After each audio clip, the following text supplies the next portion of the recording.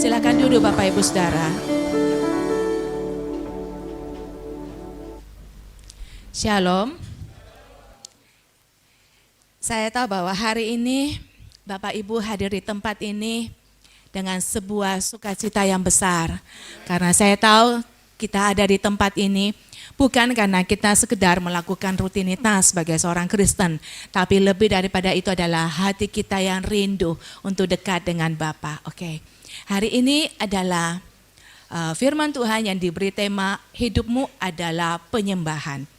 Saya percaya ini firman Tuhan ini sangat berarti buat kita semua, karena kita semua yang hadir di tempat ini adalah orang-orang yang masih hidup, yang masih dipercayakan oleh Tuhan untuk bisa menikmati kehidupan, sehingga hidup yang Tuhan masih berikan kepada kita, kita gunakan untuk menyembah Tuhan. Nah, sebelum saya masuk jauh lebih dalam ke dalam kebenaran firman Tuhan, saya ingin Bapak Ibu Saudara menyaksikan ada beberapa cuplikan video dari Superbook yang akan kita saksikan nantinya. Saya berharap apa yang kita saksikan lewat video Superbook ini tidak membuat, artinya gini, karena saya ini guru yang banyak ngajar ke anak-anak, anak sekolah minggu dan anak-anak PAUD, anak SOL, bukan berarti saya ingin menjadikan Bapak Ibu Saudara tempat ini yang sudah berusia yang bukan anak-anak lagi seperti kanak-kanak, tidak. Tapi saya tahu bahwa kisah di Superbook itu adalah kisah yang sesuai dengan kebenaran firman Tuhan, yang itu dibuat untuk kita lebih memahaminya. Ketika kita membaca firman Tuhan, mungkin ada beberapa di antara kita yang tidak bisa kita gambarkan seperti bagaimana sih pesan firman Tuhan lewat Alkitab yang kita baca. Tetapi ada orang-orang yang Tuhan berikan hikmat, pengurapan untuk membuat video Superbook, untuk menceritakan, untuk ditayangkan dalam bentuk video untuk kita bisa saksikan, sehingga membuat kita semua bisa lebih mengerti kebenaran firman Tuhan. Oke. Maaf ya Bapak Ibu, bukan maksudnya membuat Bapak Ibu Saudara seperti anak-anak kecil, tidak. Tapi marilah kita saksikan video Superbook ini sebagai firman Tuhan yang akan kita terima hari ini. Mari sama kita saksikan.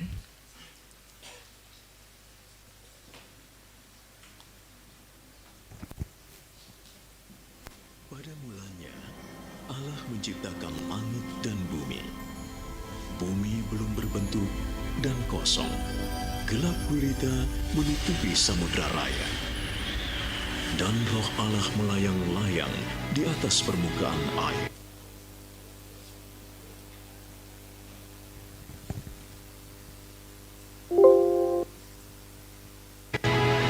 Berfirmanlah Allah, jadilah terang.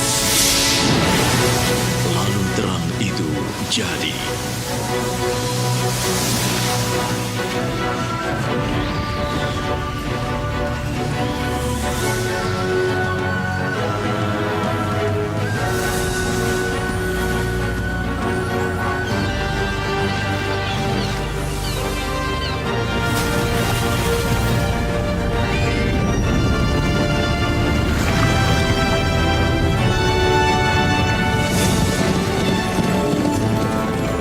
Demikianlah diselesaikan langit dan bumi dan segala isinya.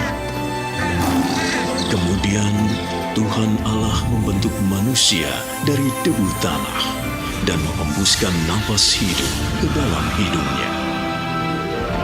Allah menciptakan manusia itu menurut gambarnya. Maka Allah melihat segala yang dijadikannya itu sungguh amat baik.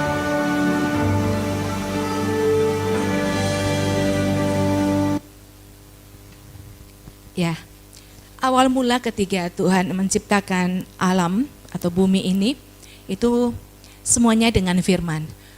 Kalau Bapak Ibu Saudara baca di kitab Kejadian, nanti akan dibahas tentang bagaimana Tuhan menciptakan segala sesuatu yang ada di bumi ini, itu hanya dengan berfirman. Tapi ada satu yang berbeda ketika Tuhan itu menciptakan manusia. Kita lihat di dalam Kejadian pasal 2 ayat ke-7. Di sini dikatakan, Ketika itulah Tuhan Allah membentuk manusia itu dari debu tanah dan menghembuskan nafas hidup ke dalam hidungnya. Demikianlah manusia itu menjadi makhluk yang hidup. Makhluk hidup yang lainnya selain manusia itu ada hewan dan ada tumbuhan, benar? Tapi Tuhan tidak memberikan nafas hidup kepada hewan dan tumbuhan. Tetapi Tuhan hanya memberikan nafas hidup itu kepada makhluk hidup yang namanya manusia. Oke. Kenapa? Karena Tuhan mau membuat satu pribadi itu yang berbeda, yang segambar, yang serupa dengan Tuhan itu sendiri, yaitu manusia. Makanya manusia ketika dihembuskan nafas ke dalam hidungnya itu membuat manusia itu bisa hidup. Nafas itu kalau bahasa Indonesia itu menggunakan kata nafas, tapi kalau bahasa aslinya itu dikatakan Tuhan Allah itu menghembuskan roh ke dalam manusia. Nah, kita ini adalah makhluk yang berbeda karena Tuhan sendiri punya roh yang ditaruh di dalam kehidupan kita. Kalau Tuhan punya roh di dalam kehidupan kita, berarti Tuhan itu ingin kita setiap hari itu bisa bersama-sama dengan Dia, bisa bersama-sama dengan Tuhan. Sama seperti ketika manusia diciptakan, dijadikan, itu ditaruh di Taman Eden. Di sana Tuhan ingin setiap hari itu bisa bertemu dengan manusia, bisa berbicara, bisa berkomunikasi dengan manusia. Tetapi kemudian kita tahu bahwa karena pelanggaran, karena dosa, membuat apa yang Tuhan sudah atur sedemikian baiknya itu harus hancur, harus gagal. Karena dosa, sehingga membuat manusia tidak bisa lagi berkomunikasi dengan Tuhan muka dengan muka. Membuat manusia tidak bisa lagi setiap hari begitu dekat dengan Tuhan. Karena apa? Karena ada dosa. Kejatuhan manusia ke dalam dosa membuat hubungan manusia dengan Tuhan itu terputus. Akhirnya Tuhan mengusir manusia, Tuhan membuang manusia keluar dari Taman Eden. Nah, kenapa Tuhan menjadikan manusia segambar dengan serupa Dia? Bahkan Tuhan memberikan rohnya untuk membuat kita itu bisa punya roh, kita punya nafas, punya kehidupan. Kenapa? Karena Tuhan itu pengen dekat dengan kita. Hal itu yang awal mulanya terjadi di kekekalan di surga. Ketika Tuhan bersama dengan para malaikatnya. Malaikat itu punya tugas hanya memuji Tuhan, hanya menyembah Tuhan. Tapi ada satu pribadi malaikat itu yang memberontak. Siapa dia? Siapa dia? Enggak tahu ya. Lucifer, oke, Lucifer. Lucifer itu adalah malaikat Tuhan yang menyembah Tuhan. Tapi dia melakukan sesuatu hal yang kesalahan yang fatal.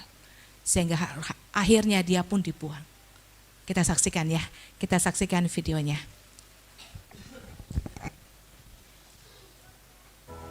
Gis, di mana kita? Aku tak bisa mendeteksi waktu atau lokasi kita.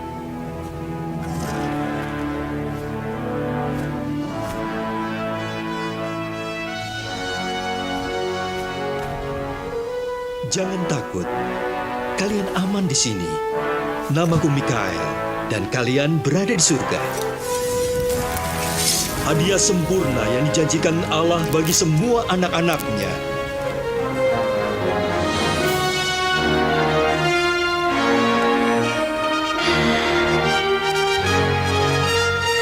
Ini luar biasa. Untuk apa bunyi trompet itu?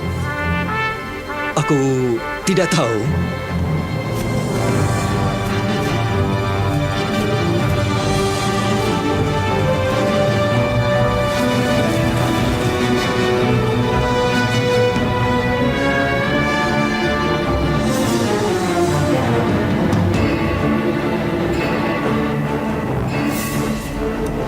Aku, karya Allah paling sempurna. Dan aku akan naik melebihi semua ciptaannya.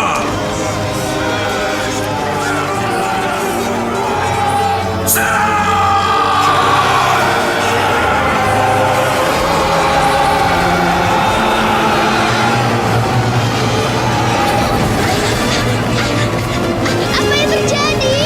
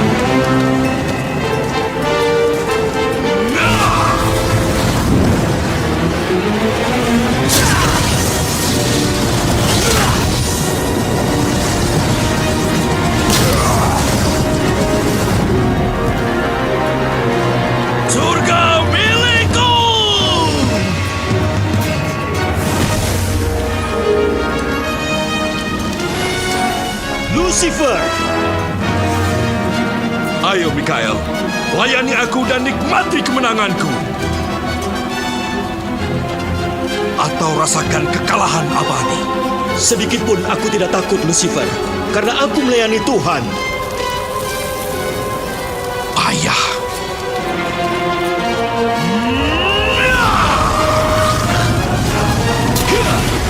Aku takut melihatnya.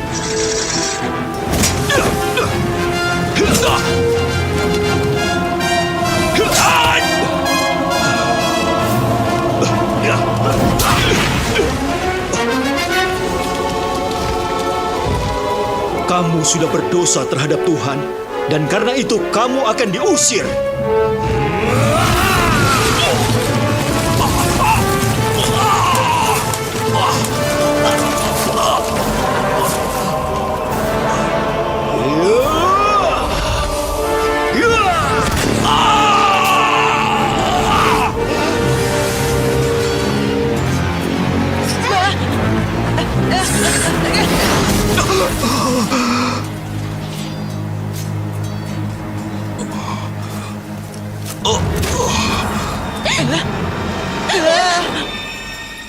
Tolong aku. Aku punya kuasa memberimu lebih dari yang kau bayangkan. Kamu sudah jatuh dari langit, hai Lucifer, putra Fajar.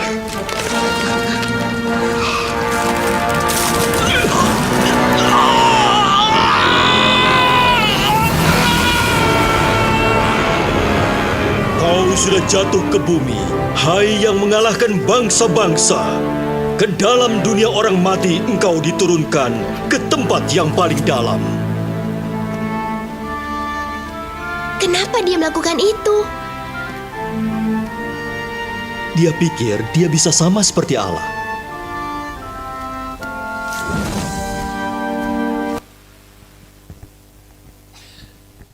Ya, dari kisah Superbook yang kita saksikan tadi kita melihat bagaimana kejatuhan malaikat yang namanya Lucifer itu. Karena dia ingin menyamai Tuhan, dia mau seperti Tuhan, dia mau disembah seperti Tuhan. Nah, awal mula yang Tuhan inginkan dalam kehidupan itu adalah disembah, Tuhan itu disembah. Sehingga ketika Tuhan menjadikan manusia, Tuhan pun membuat manusia itu menjadi serupa dan segambar dengan Dia. Bahkan diberi roh yang menghidupkan manusia. Tujuannya supaya apa? Supaya manusia itu hidup manusia itu untuk menyembah Tuhan. Nah, akhirnya karena dosa, karena pelanggaran Adam dan Hawa, akhirnya diusir dari Taman Eden. Hubungan yang awalnya harusnya dekat dengan Tuhan itu menjadi terputus. Nah, hari ini Tuhan ini mengajar kita bersama-sama, ayo Tuhan ingin mengubah kehidupan kita semua. Kalau dulu mungkin kita merasa bahwa kita hidup ini bekerja. Kadang-kadang kita bertanya, apa sih arti kehidupan ini? Dari seorang anak yang dilahirkan, menjadi anak-anak, kemudian menjadi remaja, menjadi pemuda, nanti setelah itu menikah, habis itu nanti sudah menikah punya anak nanti kemudian menjadi tua. Kalau sudah menjadi tua, apa yang akan dilakukan? Tinggal menunggu hari di mana akan dipanggil sama Tuhan. Tapi apakah hanya sebatas itu kehidupan ini? Tentunya tidak. Yang Tuhan ingin adalah hidup kita itu digunakan untuk menyembah, karena Tuhan ini memulihkan kembali. Di kesempatan ini, yang saya katakan di hari-hari terakhir ini, Tuhan akan memulihkan kembali orang-orang untuk menyembah kepada Dia. Karena nanti akan tiba masanya Tuhan akan membawa kita ketika kita bertemu dengan Tuhan di kekekalan, itu yang kita lakukan adalah penyembahan. Penyembahan yang bagaimana yang Tuhan ingin kita lakukan sekarang ini. Dalam Yohanes 4 ayat 23 sampai 24 dikatakan, tolong dibuka yang Yohanes.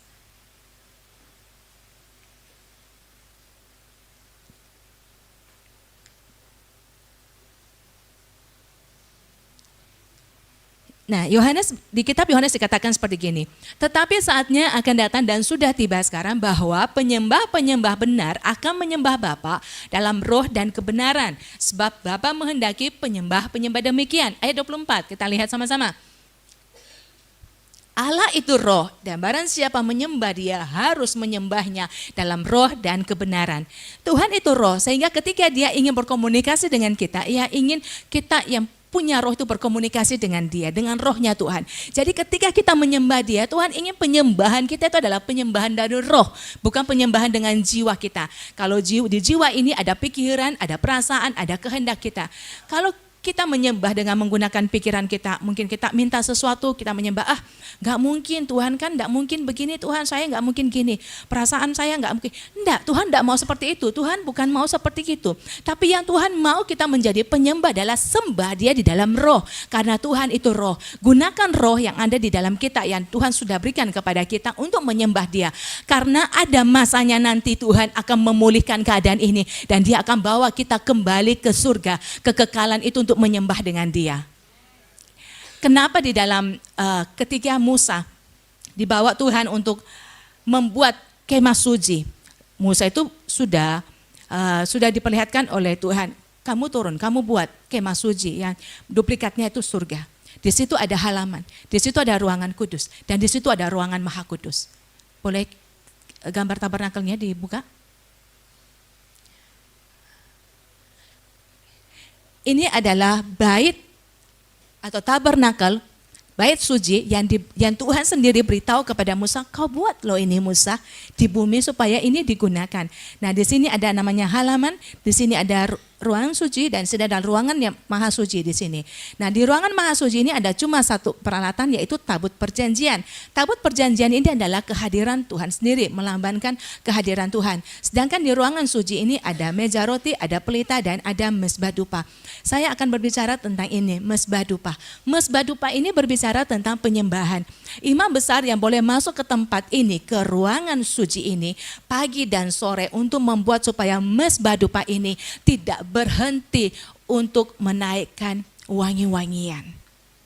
Artinya Tuhan ingin dalam kehidupan kita setiap hari tidak berhenti ada penyembahan yang kita naikkan ke hadapan Tuhan. Nah, di kitab Keluaran ini adalah bait suci yang dibuat oleh Musa. Tetapi nanti ketika di dalam kitab Ibrani, tolong ditampilkan Ibrani, kitab Ibrani pasal 9. Saya ingin Bapak Ibu kita baca bersama-sama ya. Ibrani pasal 9 ayat ketiga. Kita baca bersama-sama. 1, 2, 3.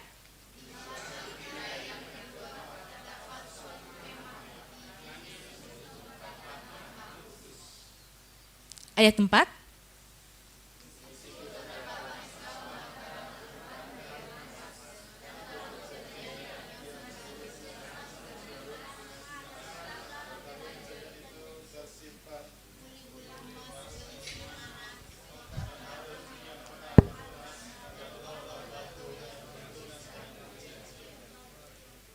Saya boleh minta Bapak Ibu Saudara buka di Alkitab ya. Kita buka di dalam Alkitab. Kita Ibrani pasal 9 ya. Kita buka di dalam Ibrani pasal 9. Oke. Buka di Alkitab kita akan lihat lebih jelas lagi. Kalau di dalam Alkitab, perikopnya di pasal 9 itu, apa judul perikopnya Bapak Ibu Saudara? Nah, tempat kudus di bumi dan di surga. Kalau tempat kudus yang di bumi yang dibuat oleh Musa itu yang seperti tadi, yang gambaran tabernakel tadi. Tolong dikembalikan ke gambar tabernakel, yang kemah suci. Ya. Ayat ketiga tadi dikatakan, di belakang tirai yang kedua terdapat suatu kemah lagi yang disebut dengan tempat yang maha kudus. Gambarnya boleh? Ya, ini dia, ini. Satu kemah lagi yang disebut dengan ruangan maha kudus. Nah, ayat keempat dikatakan, di situ terdapat, apa yang terdapat? Coba baca, ayat keempat kita baca coba sekali lagi bersama-sama dengan pelan ya. 1, 2, 3.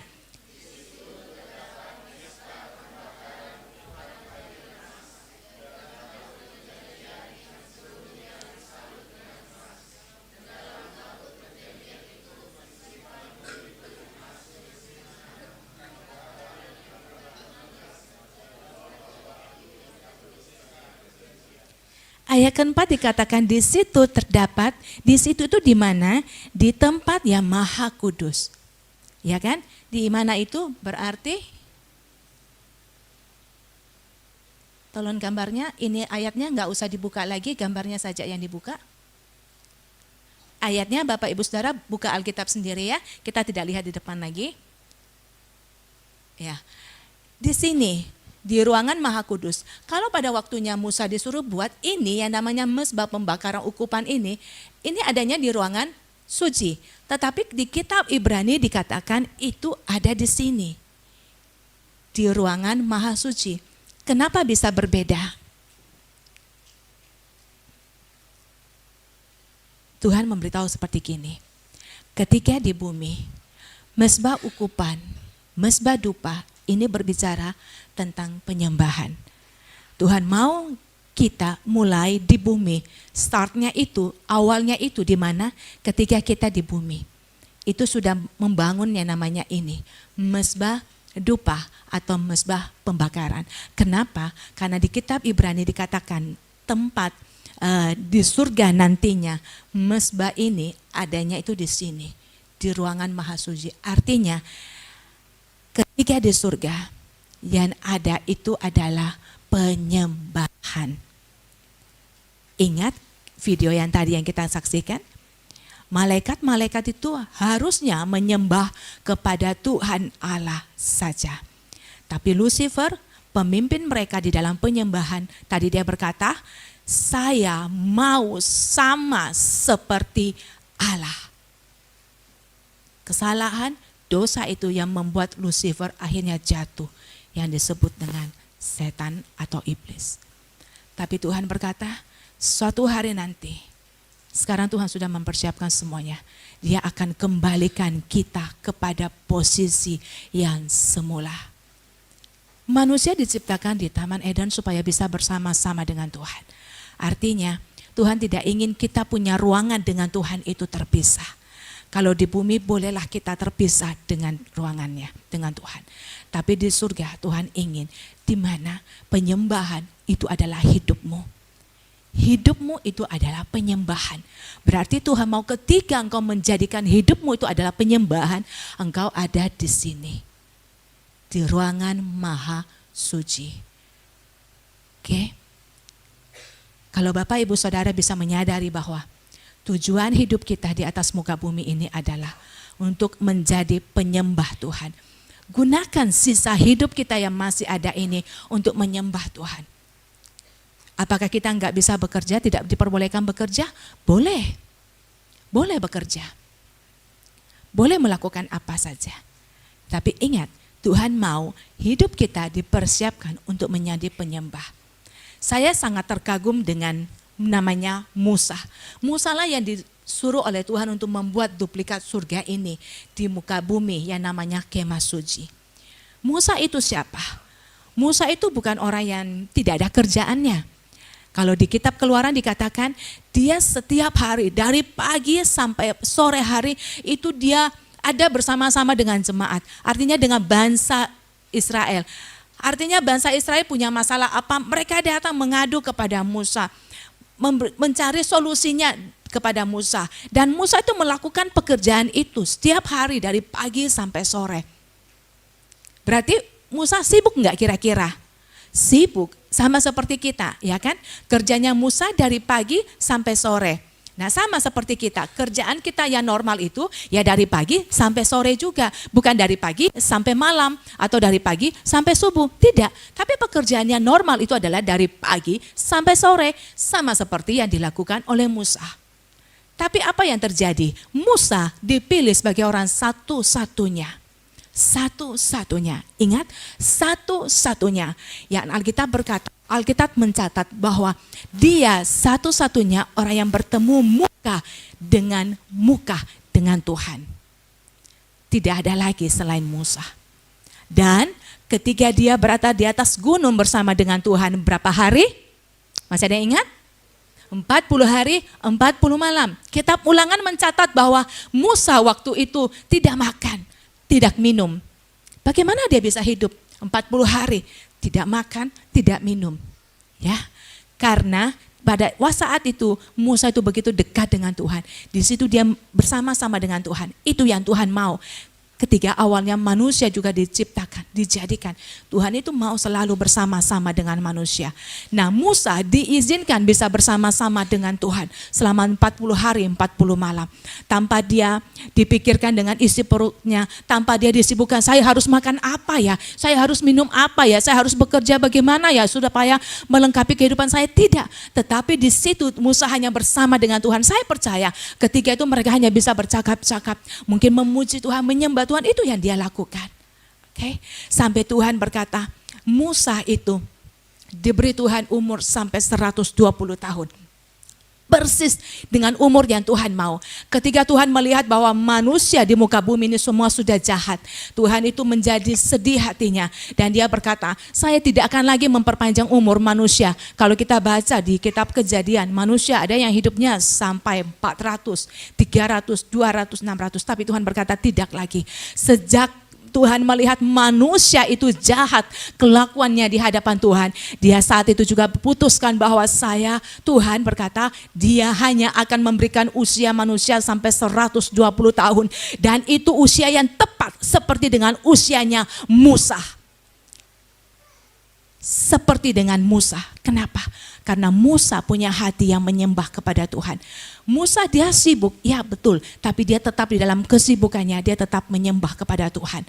Lalu benda apa kalau Bapak Ibu Saudara baca di dalam kitab tadi, di dalam Ibrani, baca di dalam Alkitabnya sendiri ya, jangan ditampilkan ya, baca di dalam Alkitab Bapak Ibu sendiri. Ibrani pasal 9 ayat yang keempat, kita lihat sama-sama ya. Di situ terdapat mezbah pembakaran ukupan dari emas dan tabut perjanjian yang seluruhnya disalut dengan emas. Di dalam tabut perjanjian itu tersimpan buli-buli emas berisi apa? Mana? Apalagi tongkat Harun yang pernah bertunas, dan apalagi loh batu yang bertuliskan perjanjian. Siapa pada zamannya siapa ada mana?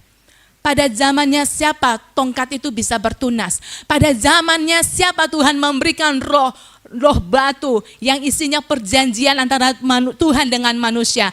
Pada zamannya Musa. Melalui siapa? Melalui Musa. Semua benda barang yang ada di dalam tabut perjanjian itu adalah benda yang ada pada masanya Musa. Tidak ada benda yang disimpan di dalam perjanjian tabut perjanjian yang diambil dari zamannya Daud, Yosua, tidak ada. Tapi semuanya itu tersimpan, diambil daripada zamannya Musa hidup. Kenapa? Karena Musa punya persekutuan yang sangat erat dengan Tuhan. Dia bisa tahu hatinya Tuhan. Itu yang Tuhan inginkan sekarang ini. Mungkin kita berkata, mana bisa saya seperti Musa? Bisa, kalau Musa bisa, manusia biasa Musa, bukan malaikat dia. Dia manusia biasa sama seperti kita. Dia bisa melakukannya, bisa. Berarti kita pun bisa melakukannya. 40 hari dia bersama dengan Tuhan. Tapi Tuhan ingin memberitahu kepada Bapak Ibu Saudara dan saya hari ini.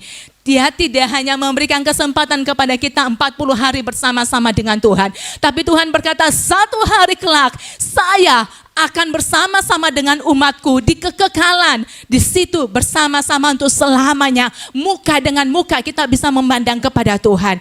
Tetapi apa yang harus kita lakukan untuk mempersiapkan masa itu? Dimulai dari sekarang ini. Kalau Bapak Ibu Saudara mungkin berkatakan, apalagi yang Pak Gembala ini lakukan, ada saja program kerjanya. Mezbah doa kota, membangun mezbah doa kota. Setiap hari jemaat disuruh menyembah, membangun mezbah. Apalagi yang dilakukan Pak Gembala ini? Apa tidak punya program yang lain? Aneh-aneh saja. Saya tahu ada beberapa di antara Bapak Ibu Saudara mungkin yang berpikir demikian. Tapi saya memberitahu kepada saudara, taat atau tidak taat itu adalah keputusan Bapak Ibu Saudara. Karena apa? Karena Tuhan sudah berkata, hanya mereka yang mempersiapkan dirinya menjadi seorang penyembah yang akan bisa bersama-sama dengan saya di kekekalan. Tidak ada syarat dan ketentuan yang lainnya. Hanya satu syaratnya, jadi penyembah. Ketika engkau menjadi penyembah, ketika engkau mau mematikan keinginan dagingmu untuk meluangkan waktu menjadi seorang penyembah, mau masuk dalam hadirat Tuhan, engkau akan bersama dengan Dia di kekekalan. Tuhan akan pulihkan segala sesuatunya. Saya hanya karena masalah waktu saya tidak menampilkan satu video lagi. Ada satu video Superbook lagi, itu adalah pertempuran terakhir. Itu lebih ngeri dari kisah yang tadi. Kalau kita saksikan di situ Tuhan sendiri. Kalau tadi kita melihat malaikat Mikael itu yang bertempur dengan Lucifer. Tapi di pertempuran terakhir itu disaksikan Tuhan sendiri yang turun tangan untuk menghancurkan Lucifer. Dan dia kembali mau membawa umatnya kembali bersama-sama dengan dia untuk menjadi penyembahnya. Masa ini akan dipulihkan. Ingat pesan saya, Bapak Ibu Saudara. Ini bukan hanya untuk Bapak Ibu Saudara, tapi ini juga buat saya. Ini juga menemplak saya. Ini juga mengajar saya, membawa saya untuk masuk dalam penyembahan, membawa keluarga saya. Saya beritahu kepada anak-anak saya, punyalah waktu kalian untuk menyembah kepada Tuhan. Karena masuk surga adalah masalah pribadi, bukan kita mengikuti siapa-siapa, bukan mengikuti orang tua, bukan mengikuti sanak saudara kita, tidak.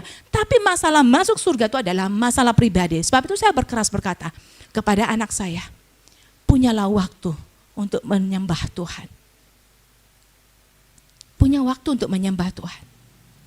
Dan ketika saya mendisiplinkan keluarga saya tahu Bapak Ibu Saudara adalah anak-anak rohani saya.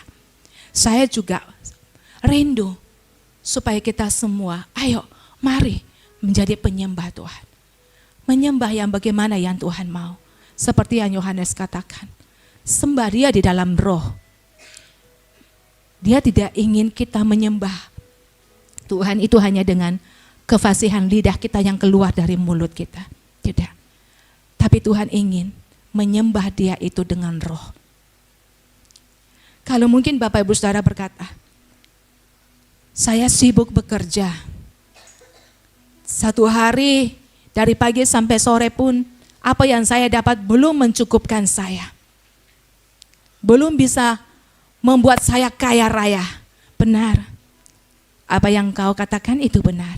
Tetapi saya percaya ketika Bapak Ibu Saudara masuk dalam penyembahan. Penyembahan mezbah, pembakaran ukupan itu dekat dengan mana? Dekat namanya tabut perjanjian. Di dalam tabut perjanjian itu ada apa? Ada mana. Mana itu apa? Mana itu adalah roti yang Tuhan berikan kepada bangsa Israel. Pada waktu bangsa Israel dibawa keluar dari Mesir, mereka marah kepada Musa. Musa, mengapa engkau membawa kami keluar dari Mesir? Di Mesir itu enak, makanannya enak, meskipun saya harus diperbudak, meskipun saya harus dipaksa kerja, tapi makanannya di situ enak. Tuhan marah, lalu Tuhan berkata apa? Aku akan memberikan kau makan. Kamu pikir aku gak bisa memberi kau makan lebih enak daripada Mesir? Aku bisa. Ya kan? Tuhan kirimkan apa? Mana? Roti. Bukan hanya itu, mereka mau makan daging. Ya kan? Tuhan kirim. Kasih apa? Burung puyuh. Makanlah sepuasnya. Ketika kita meluangkan waktu kita menyembah Tuhan, jangan takut dengan apa yang menjadi kebutuhan perut kita. Apa yang kita perlu makan. Memang betul, mencari uang itu hanya untuk makan. Betul, saya juga merasakannya. Saya juga bekerja, saya juga melayani Tuhan. Saya juga mengajar anak-anak. Kadang-kadang ada di satu titik, ada di satu masa ketika saya mendidik anak-anak, saya berkata sama Tuhan, saya gak mampu Tuhan. Tapi saya berkata, bukan semata-mata karena uang yang harus saya dapat ketika saya ngajar anak-anak. Saya berkata sama Tuhan, kalau itu yang saya kejar Tuhan, banyak anak yang saya ambil dalam setiap kali saya ngajar. Tetapi yang saya mau adalah ketika saya mengajar anak-anak, anak-anak itu bisa berubah. Dan Tuhan mau apa yang Tuhan percayakan dalam hidup saya, itu saya pakai itu sebagai sebuah penyembahan. Kejar uang tidak akan pernah ada solusinya, tidak akan pernah habis. Tapi jika engkau mengejar hadiratnya Tuhan, tabut perjanjian itu adalah hadiratnya Tuhan. Kemuliaan Tuhan itu ada di situ, di tabut perjanjian itu. Ketika engkau mengejar itu, ketika engkau kejar tuh masuk ke dalam tabut itu, maka engkau akan dipenuhi dengan kemuliaan Tuhan. Engkau akan dipenuhi dengan hadirat Tuhan. Di situ ada apa? Di situ ada mana? Ada roti, ada makanan yang kau butuhkan dalam kehidupanmu sehari-hari. Apalagi yang kedua? Yang kedua ada tongkat Harun. Tongkat Harun ini adalah sebuah tongkat yang ditaruh Yang Tuhan berkata, taruh di situ, nanti aku akan tunjuk orangnya. Siapa dari orang yang pemilik tongkat itu, nanti aku akan beritahu. Tongkat dia itu nanti bertunas. Bukan hanya bertunas, tetapi berbunga. Bagaimana mungkin sebuah batang pohon ketika ditancapkan ke dalam tanah, batang yang gundul yang ditancapkan ke dalam tanah, mana mungkin dalam satu hari dia bisa bertunas dan berbunga. Anak saya di sekolah disuruh praktek, dia ngambil pohon mulberry, dia patahkan tangkainya, dia tusuk di dalam tanah, dia tanam di situ. Beberapa hari kemudian dia akan datang meneliti apa yang terjadi. Tidak dalam satu hari batang pohon atau tongkat itu bisa bertunas dan berbunga.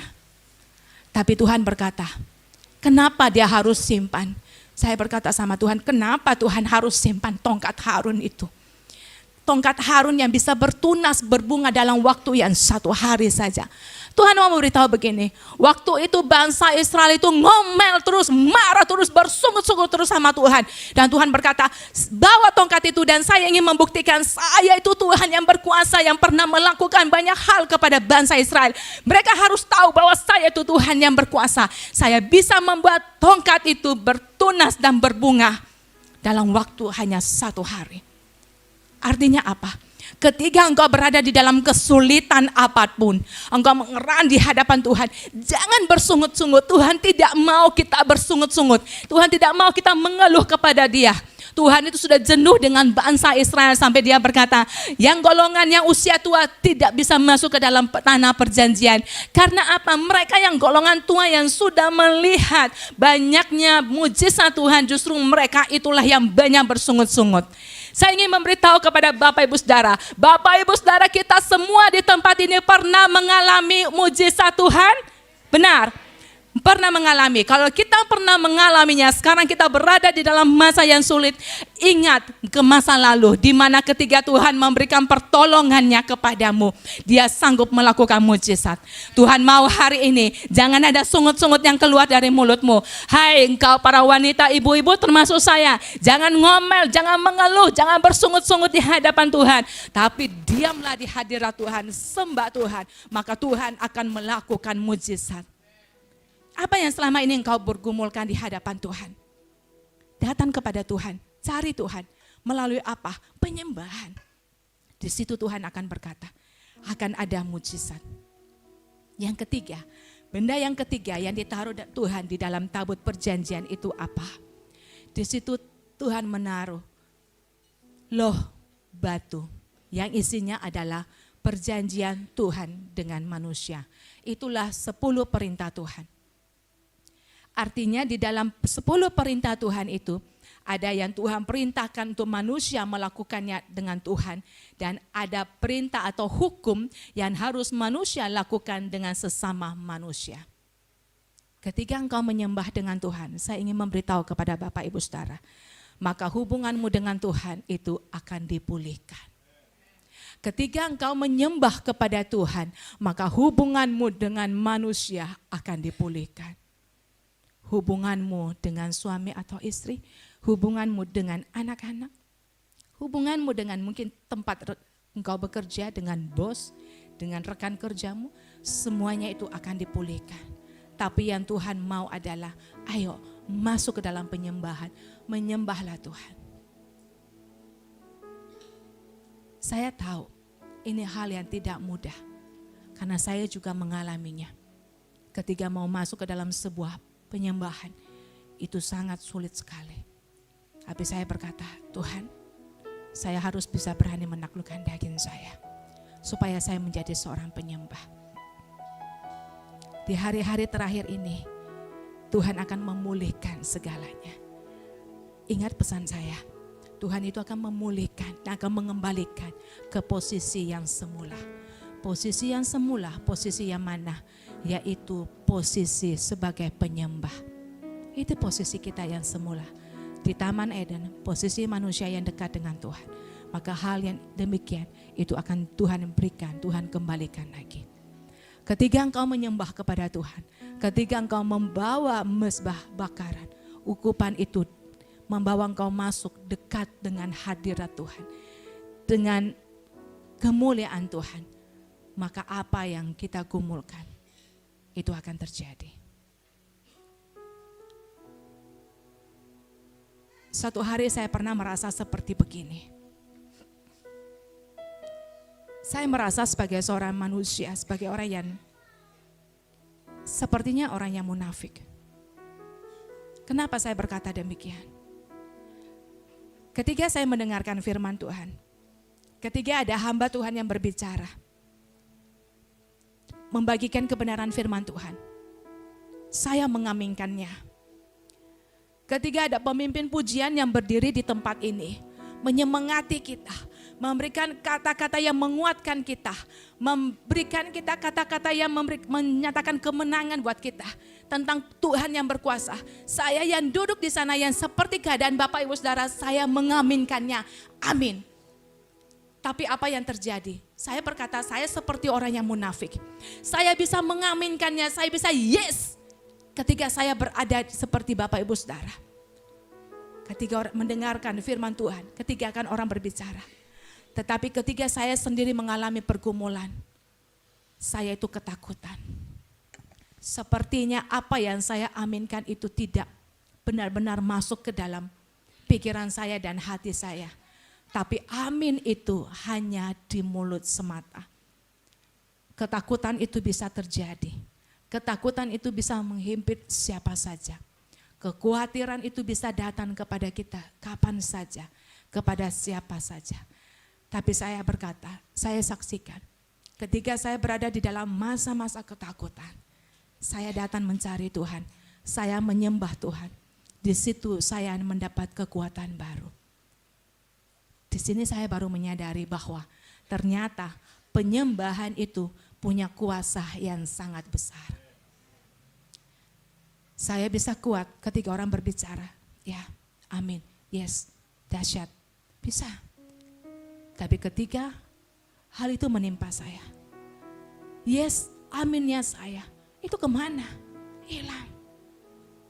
Yang ada adalah pikiran, jiwa yang berkecamuk. Tidak mungkin, tidak bisa, tidak mungkin. Tapi ketika saya membawa roh saya, menaklukkan roh saya ke dalam penyembahan, di situ saya mendapat kekuatan. Di sini saya ingin mengatakan kepada Bapak Ibu Saudara, ayo, penyembahan itu punya kuasa yang besar. Apapun saat ini yang menjadi pergumulan kita, persoalan kita, mari masuk menyembah. Saya sudah membagikan praktek menyembahan secara roh itu kepada para kaum wanita ketika ikut ibadah wanita. Saya berharap para wanita-wanita Alpha Center, ya dimulai dari para wanita-wanita yang ada di Alpha Center, mulailah menjadi seorang penyembah. Kalau engkau belum bisa menemui suamimu untuk diajak menyembah sama-sama, jangan paksa dia, jangan marah dia. Dimulai dari dirimu lebih dulu. Ayo, bawa dirimu, bangun dirimu untuk menjadi seorang penyembah. Penyembah yang bagaimana? Seperti yang Tuhan mau, menyembah dia di dalam roh dan kebenaran. Dan buktikan sendiri ketika engkau bisa menyembah dia di dalam roh dan kebenaran. Engkau bisa merasakan hadirat Tuhan. Engkau bisa merasakan kemuliaan Tuhan. Mari kita siapkan hati kita. Mari Bapak Ibu Saudara kita bangkit berdiri. Sekarang mulai kita fokuskan hidup ini. Katakan kepada Tuhan bahwa Tuhan ini saya. Ini saya Tuhan, saya tidak mau lagi masa ini menjadi masa di mana saya hanya memikirkan, berdoa, menyembah hanya untuk supaya Tuhan memenuhi kebutuhan saya. Tapi saya tidak mau lagi berbicara tentang itu. Tapi saya ingin memulai kehidupan saya menjadi seorang penyembah yang menyembah Tuhan di dalam roh. Katakan kepada Tuhan, ini bukan zamannya lagi saya minta kepada Tuhan. Tuhan berkati saya ini, berkati saya ini, saya butuh ini, berkati saya, berkati tidak. Tapi ini adalah zamannya, adalah masanya, adalah waktunya kau masuk ke dalam sebuah ruangan maha kudus. Di mana di situ hanya ada engkau dan hadirat Tuhan. Sembah dia, puji dia, tinggikan dia, bukan dengan jiwamu, tetapi dengan rohmu. Dan katakan kepada Tuhan, dapati aku menjadi seorang penyembah, yang mana hidupku adalah penyembah, menyembahmu Tuhan. Yang ketiga, Engkau membawa hidupmu untuk menjadi seorang penyembah di hadapan Tuhan. Maka apa yang menjadi kebutuhanmu, Tuhan tahu dan Tuhan sudah sediakan. Bukan lagi zamannya kita meminta-minta kepada Tuhan, tetapi ini adalah waktunya kita minta supaya kita masuk dalam hadirat Tuhan untuk menyembah Dia. Menyembah Dia supaya kita dipenuhi dengan Roh Kudus. Penuhi dengan Roh Kudus. Mari Bapak Ibu Saudara, saya ingin mengajak Bapak Ibu Saudara. Saya tidak bisa memberikan yang banyak kepada Bapak Ibu Saudara, tapi yang saya ingin adalah saya ingin membagikan apa yang saya punya. Ketika saya menjadi seorang penyembah yang bisa menyembah Dia di dalam roh, saya juga merindukan supaya Bapak Ibu Saudara bisa mulai hari ini membawa api yang sama itu pulang ke rumahmu, ke tempatmu, untuk kau sendiri membakar rohmu di mezbahmu bersama dengan Tuhan. Siapkan hatimu untuk terima lawatan Tuhan. Tuhan rindu melihat hati, roh yang rindu, yang haus untuk menyembah Dia.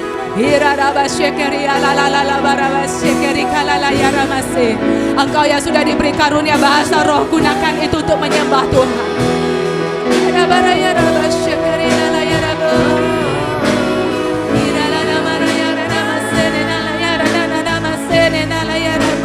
Yesus Tuhan,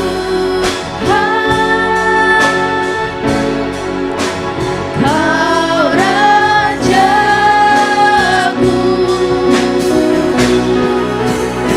yang pertama, yang berkuasa.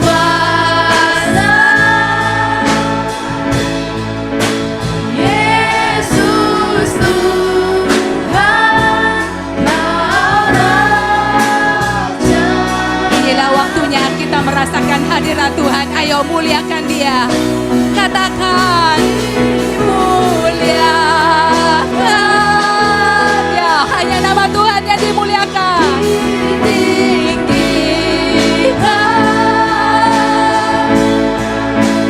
Yesus Tuhan, Kau Rajaku yang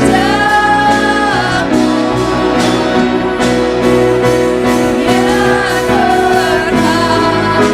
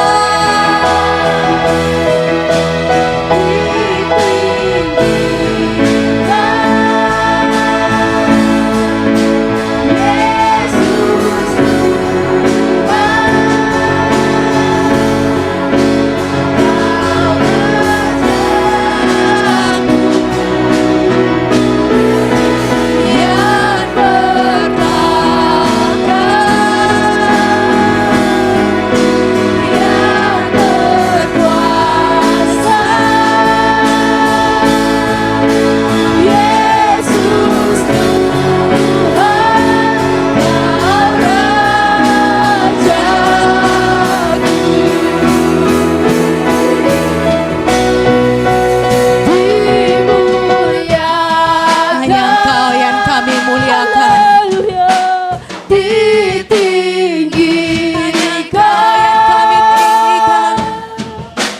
Yesus Tuhan, Kau Rajaku yang bertata berkuasa.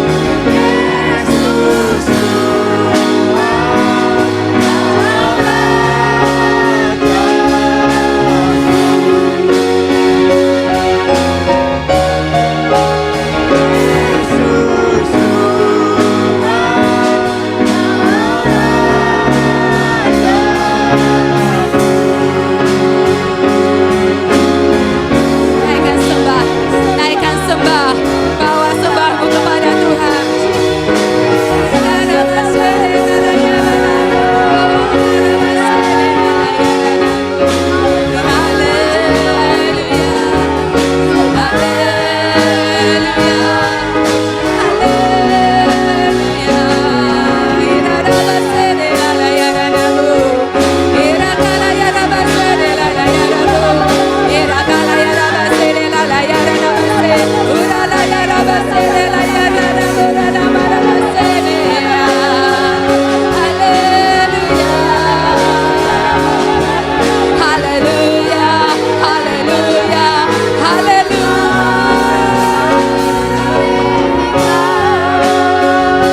Kami ingin memberi sembah kami ingin memberi pujian kami tahu ada satu masa Tuhan akan mengembalikan segala sesuatunya, masa yang penuh dengan penyembahan. Sebab itu kami ingin membawa roh kami menyembah-Mu, menyembah ya.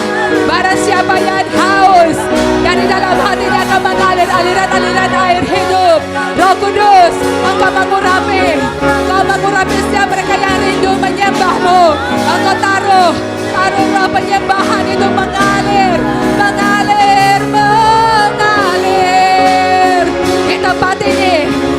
di tempat ini, dimulai di tempat ini. Engkau akan mencurahkan roh penyembahan. Setiap mereka yang rindu, setiap mereka yang mau, setiap mereka yang haus, mereka akan menerima, mereka akan penuhi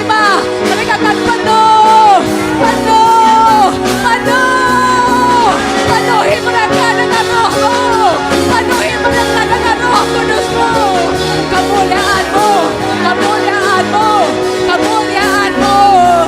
Kemuliaan-Mu ada di tempat ini. Ya, Engkau akan memenuhi tempat ini dengan hadirat-Mu. Engkau akan memenuhi tempat ini dengan hadirat-Mu. Engkau akan memenuhi setiap kami dengan hadirat-Mu. Engkau akan memenuhi tempat ini dengan kemuliaan-Mu. Ada kemuliaan, ada kemuliaan, ada kemuliaan.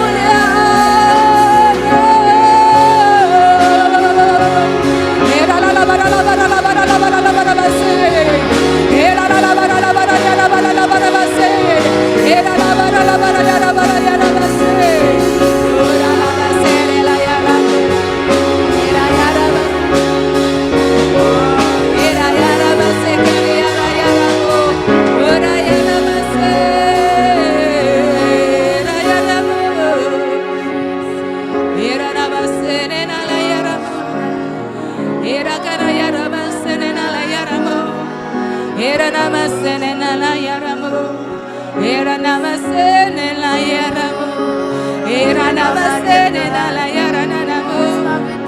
Irakana siarana mase.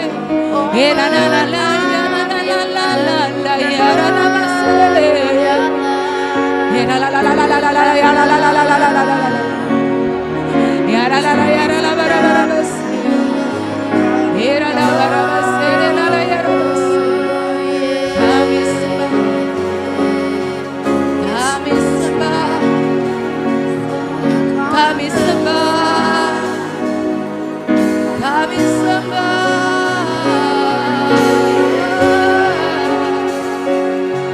Inilah hati kami yang haus akan Engkau. Inilah hidup kami yang rindu untuk menjadi penyembah-Mu. Irayara masekariara. Iralala yara namamas. Irala yara namamas. Irala yara namamas. Irala yara namamas. Urana masedena yara namamas. Haleluya. Haleluya. Irala yara namamas. Irala bara yara bara yara. Irala yara masedena.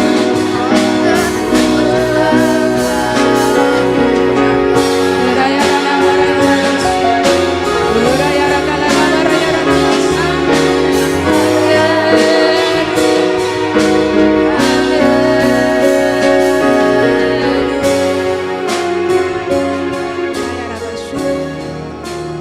Tuhan, kami ingin berkata, selama kami hidup, kami mau hidup untuk-Mu. Kalau kami hidup, kami ingin hidup untuk-Mu Tuhan. Sebab itu kami berkata, Tuhan, ini hidupku, ini aku Tuhan. Aku mau hidup untuk-Mu. Kalau ku hidup bagimu, hatiku tetap menyembah-Mu. Dunia tak bisa menjauhkanku dari kasih-Mu.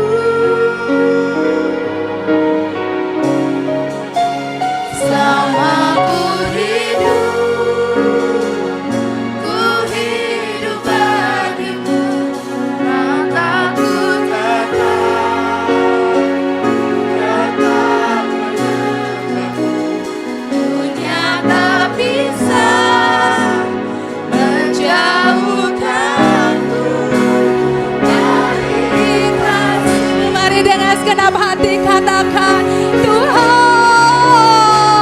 Kalau ku hiduplah, ku hidup bagimu, hatiku saya serahkan kepada Hamba. Menyembah-Mu. Dunia tak bisa menjauhkanku. Katakan dari kasih-Mu.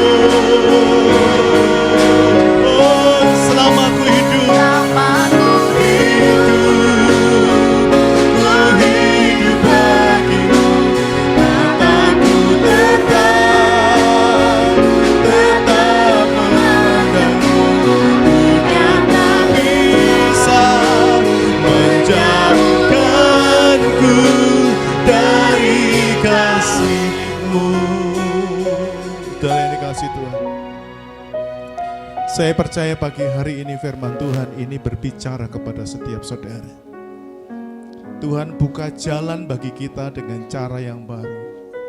Kalau selama ini engkau hanya hidup dengan caramu, maka yang terjadi engkau akan mengalami kelelahan, kecapean. Bahkan engkau berjerih payah, tetapi engkau tidak menikmati hasil apapun dalam kehidupan. Tapi Tuhan mengajarkan kepada kita satu kehidupan yang sudah dirancang Tuhan dalam hidup ini, yaitu jadilah penyembah-penyembah yang benar. Amin.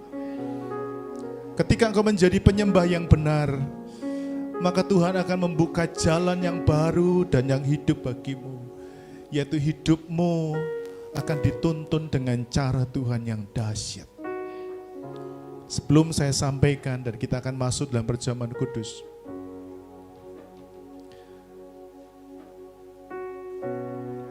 diam dan renungkan sejenak apa yang terjadi selama engkau hidup hingga hari ini. Apa pencapaian yang kamu sudah dapat, yang saudara sudah dapatkan selama hidup ini? Mana yang sering terjadi? Gagal, berhasil, mana yang lebih banyak? Mari fokus meskipun kita dengar suara di sana sini. Jangan sampai engkau kehilangan fokus hari ini engkau ibadah di tempat ini. Kadang Tuhan izinkan saudara, apa yang kita harapkan gak terjadi. Jangan marah, karena Tuhan mengasihi saudara, supaya engkau belajar tidak mengandalkan kekuatanmu, tapi mengandalkan Tuhan. Amin. Kadang saudara sudah berusaha, sudah merancang sesuatu yang baik dalam kehidupanmu, tapi ternyata di saat-saat yang kamu tidak pernah duga, semua rancanganmu itu seperti bangunan yang runtuh rata dengan tanah. Engkau mau marah, tidak tahu mau marah dengan siapa. Engkau mau kecewa dengan siapa. Dan engkau merasakan masa depanmu terasa suram. Tapi hari ini kita belajar, penyembahan itu panggilan Tuhan untuk saudara dan saya. Tadi kita belajar, menyembahlah Tuhan sejak di bumi, karena satu saat penyembahanmu itu akan menjadi gaya hidupmu sampai di sorga. Dan Anda ingat, di tabut perjanjian, itu ada janji Tuhan bagi orang yang suka menyembah Tuhan. Ibrani 9 ayat 3 dan 4 tadi berkata, penyembahan orang yang suka menyembah Tuhan, dia akan dibawa dekat dengan tabut perjanjian. Dekat dengan Tuhan, di mana di tabut perjanjian itu ada mana. Mana ini bicara tentang pemeliharaan. Makan minummu, sandang pangan dan papanmu disediakan Tuhan. Dan yang kedua, di sana ada tongkat Harun yang bertunas. Tongkat Harun yang bertunas ini bicara tentang Tuhan membela. Bila sama-sama Tuhan membela. Orang yang suka menyembah Tuhan akan dibela Tuhan. Orang yang suka menyembah Tuhan hidupnya akan dijaga dan dibela Tuhan dengan ajaib. Anda mungkin diizinkan Tuhan ditipu orang, dijebak orang. Hartamu habis dalam waktu yang tidak engkau duga. Dengarkan, kalau engkau suka menyembah Tuhan, engkau akan dibela Tuhan. Dunia akan tahu kamu adalah orang-orang yang dipilih Tuhan. Kesulitan keuanganmu bukan menjadi persoalan kalau engkau dibela Tuhan. Kau akan dicukupkan oleh Tuhan. Dan yang ketiga, dalam tabut perjanjian, di situ ada 2 loh batu. Di situ berisi tentang perjanjian-perjanjian. Tuhan bilang begini, orang yang suka menyembah Tuhan, dengarkan, orang yang suka menyembah Tuhan, maka itu membuat Tuhan komitmen dengan dia. Bilang sama-sama, Tuhan akan komitmen untuk saya. 2, 3. Ketika saya suka menyembah Tuhan, dia sendiri, Tuhan sendiri yang akan tempelkan hidupnya. Dia menjadi garansi untuk saudara. Kebutuhanmu akan dia cukupkan. Keperluanmu dia sediakan. Hidupmu dijamin oleh Tuhan. Kalau engkau suka menyembah Tuhan. Seorang penyembah, hidupnya dijamin oleh Tuhan. Mari jadilah penyembah-penyembah. Mari angkat kedua tanganmu di hadapan Tuhan.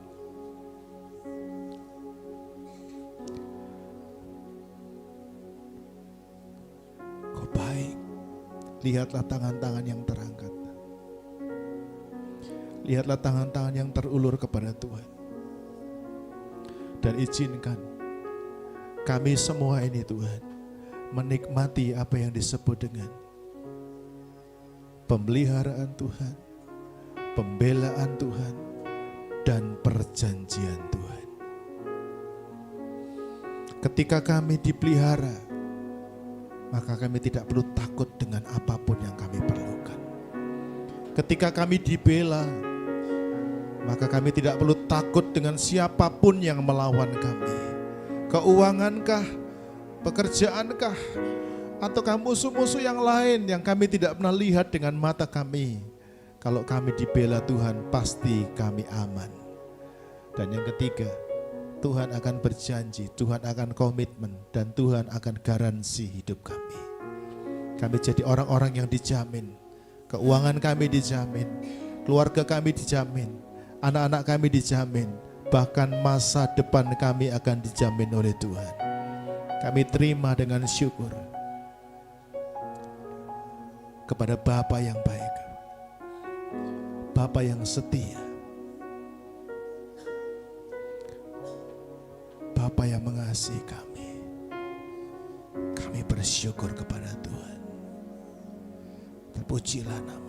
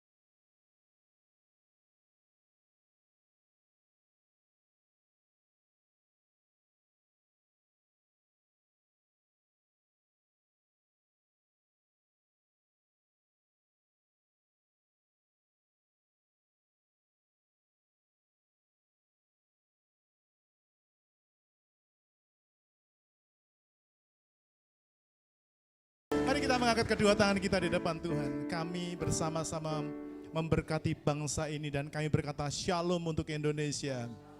Sekali lagi katakan shalom Indonesia. Bapak, kami berdoa Indonesia akan penuh dengan shalom. Ada damai sejahtera dari Sabang sampai Merauke.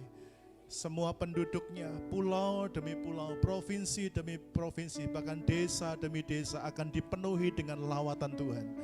Akan ada shalom yang menyertai mereka. Tuhan memberkati tanahnya, airnya, udaranya, ekonominya. Indonesia diberkati. Bahkan keamanan Indonesia terjadi sebuah keamanan yang luar biasa. Kami berdoa di masa-masa politik yang memanas ini, kami berdoa Indonesia akan tetap damai dan penuh dengan shalom. Kami berdoa ada kesatuan hati dari semua rakyat Indonesia. Dari berbagai lapisan, Tuhan buat kami satu sehati. Kami punya pikiran yang sama, kami punya hati yang sama, yaitu memikirkan Indonesia semakin maju bersama-sama dengan Tuhan. Karena itu, biarlah kami sama-sama sehati boleh memilih seorang pemimpin di tahun depan yang dipimpin dan dituntun oleh Tuhan. Pemimpin yang takut akan Tuhan. Pemimpin yang membuat Indonesia semakin maju. Tidak ada lagi perpecahan di sana sini, tapi Engkau mengikat kami dengan kesatuan hati. Sehingga kami percaya Tuhan, Indonesia tahun depan dan seterusnya akan semakin jaya untuk kemuliaan nama Tuhan. Sebentar kami akan pulang. Tuhan berkatilah semua kami. Apa yang jemaat-Mu sudah bawa kepada Tuhan di tempat ini, kami percaya semua mereka sudah diberkati. Persembahan mereka dikembalikan Tuhan berlipat kali ganda. Usaha pekerjaannya semakin maju. Rumah tangganya diberkati, ekonominya diberkati. Tandakan kedua tangan-Mu di depan Tuhan. Tuhan memberkati saudara dan melindungi saudara. Sekarang jemaat yang dikasih Tuhan, kiranya anugerah damai sejahtera Bapa Surgawi beserta saudara. Rumah tangga pernikahanmu diberkati dengan kekudusan. Anak-anakmu akan diberkati Tuhan. Anak-anakmu akan berhasil dan mereka menjadi anak-anak, menjadi kesaksian. Hidupnya diberkati. Bahkan kedua orang tuamu diberkati Tuhan. Usahamu diberkati, pelayananmu diberkati. Apapun yang kau miliki hari ini, semuanya diberkati Tuhan. Bertambah besar, bertambah banyak untuk kemuliaan Tuhan. Pulanglah dengan damai sejahtera di dalam nama Tuhan Yesus yang berkuasa. Bersama-sama kita berkata, amin. Tuhan berkati, selamat hari Minggu dan shalom, shalom, shalom. Kau setia.